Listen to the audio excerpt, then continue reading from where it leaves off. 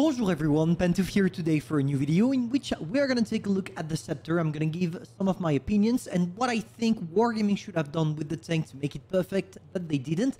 So let's not lose too much time and jump directly into it. If you didn't log into the game since yesterday afternoon, you're probably not aware that a new event is running on called the Luxury Lounge. And as its name suggests, the main goal is to flex everything you can. In order to get the Scepter plus the legendary camouflage that you see here I already unlocked, you will either have to get tons of credits or tons of free experience or tons of boosters.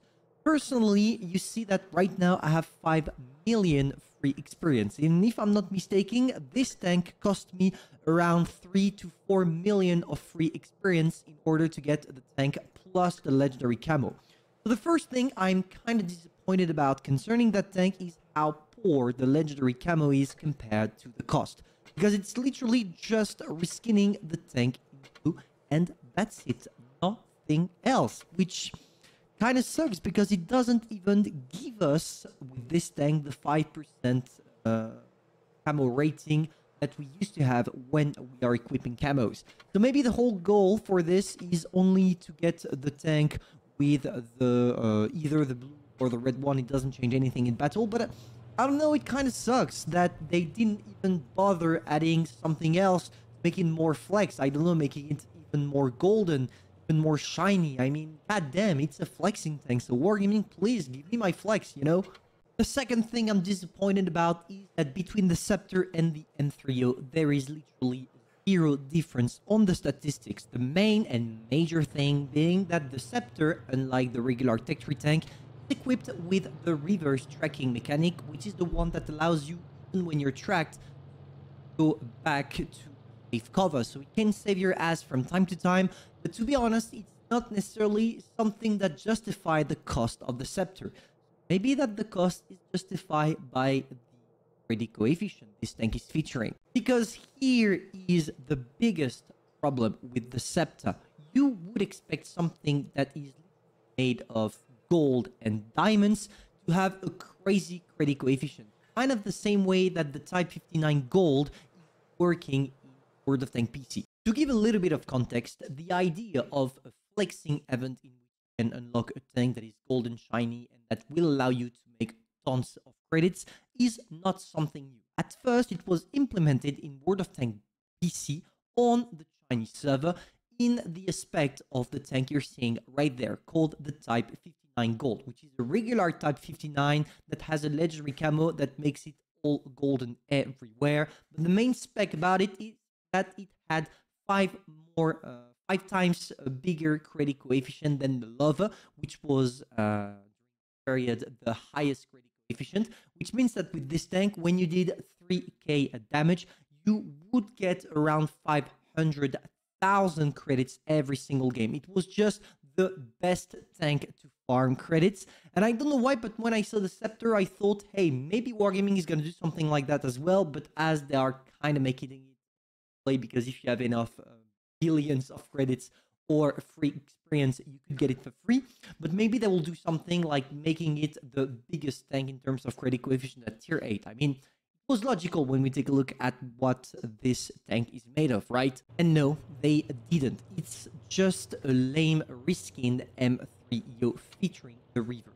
As for the rest, as I told you, the statistics are exactly the same. You are packing 3 shells in a magazine, 2.7 seconds of reload between shells, so you will take around 5.4 seconds to unleash your whole clip, and after you have to cover for 21 seconds before being able to go back in. On top of that, your mobility is definitely not the best. You feel more like a heavy rather than an hybrid between a heavy and a medium, which means that in my opinion, the 100 is probably a better choice, knowing that you can still get penetrated on your turret cheeks as well if people are using gold shell. That being said, let's take a look at it directly on the battlefield. Well, it's shining, right? It's shining, and it's definitely flex and nothing else to own this tank, because, well, here it's called a Scepter, diamonds everywhere, etc. But let's put aside the flexing part of the tank and let's focus on the statistics. First of all, I played it and I just thought that it was average, nothing too crazy. And it's kind of logic, because when we know that Wargaming allows you to get it for free, they will not allow you to get something totally broken for free. It happens from time to time, but not for the first of a tank. And obviously, that being said and that being put into your mind, you can expect that the gameplay is not going to be as dynamic as, for example, a Caravan Action 10 with which you can shoot, roll, you can shoot every 3 or 4 seconds. Here, it's not necessarily the kind of tank. Here, you will have to play carefully. You will have to stick to your ground. And before we keep going on the replay, you see that I'm trying to switch to gold shells on the 75 TS, but as it was among the first games I did with it, I got to get gold shells. And I'm gonna realize right now, and I'm thinking, okay, I can't penetrate the boy, I'm not gonna bother, I'm gonna go back to safe cover, wait maybe for reload in order to after push the 5 and the 25/2. So what do you want to do with this tank? It's not a loader. You can bounce if you're facing tier 7, but do not try it against tier 8 and don't even bother thinking about it at tier 9. Basically, you are a support tank. You don't want to be alone.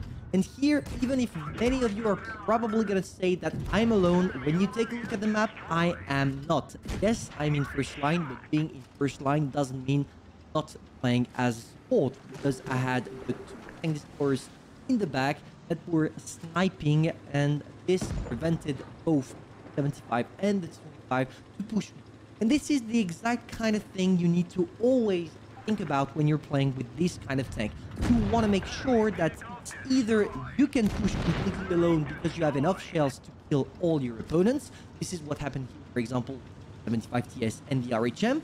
Otherwise, you take your time. You are not the one that is supposed to push for the rest of your team.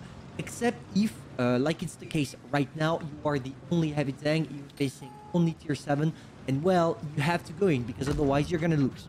Second thing interesting to notice, you are equipped with an auto-loader, which means that you can perma-track your opponent. Just take a quick look at where I'm shooting on that Leo. Both my shells went on the track, because if I didn't, the guy would have been able to hide and not die. But here, it's just a free kill for us, because we did the right thing, which is the second part of the gameplay. First, you stick with the rest of your team. You do not try to play aggressively unless you are forced to. And the second, you always aim at the tracks. You want to immobilize your targets, because the more stuck they are, the easier they become to get killed.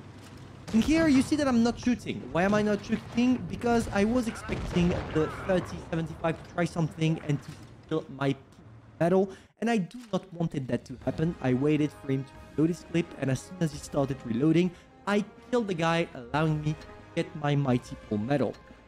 Now, as I just mentioned, you're a Scepter, you are kind of a flex tank, and you would expect to do quite a lot of credits. And here, even if I did some credits, because I had a lot of medals and not necessarily because of the credit coefficient of the tank, I was still disappointed. I was expecting for Wargaming to at least allow me to get, I don't know, 2, even 3 times the amount of credits for a tank that I had to spend 3 million for experience plus 500,000 for legendary camo only. I don't know. I was expecting something better, not in terms of statistics, because otherwise it would make it completely broken, but at least when it comes to making credits, they should have done the effort. I mean, if you do have this tank in your garage without spending money, it means that you are already owning everything there is to own in this game, because to get yourself 400 million credits or even 10 million for experience, you are obviously an endgame player, and it would have been a good reward for us, those players, to get something that would not change anything. I mean, when you take a look at it, you need to spend 250 million credits in order to get the Scepter. I'm pretty sure that you're not short in terms of credits, and that having a tank that allows you to get more credits is completely useless, but at least it would have been a nice gesture from Wargaming. I don't know what you think about this, guys. It's my personal opinion, but basically in its current state, you are a collector, then yes, go ahead, take it. And if you're thinking about getting it because you think it's the new broken and the new meta tank, it's not, do not spend your money. Wait and see either it comes back in the shop later or wait for a better option. For example, right now you have the Object 752 that is available. That is definitely a better price, or even the lockbox keys as well. They allow you to get the Object 907, one of the craziest mediums you can find at tier 10, as you're experimenting.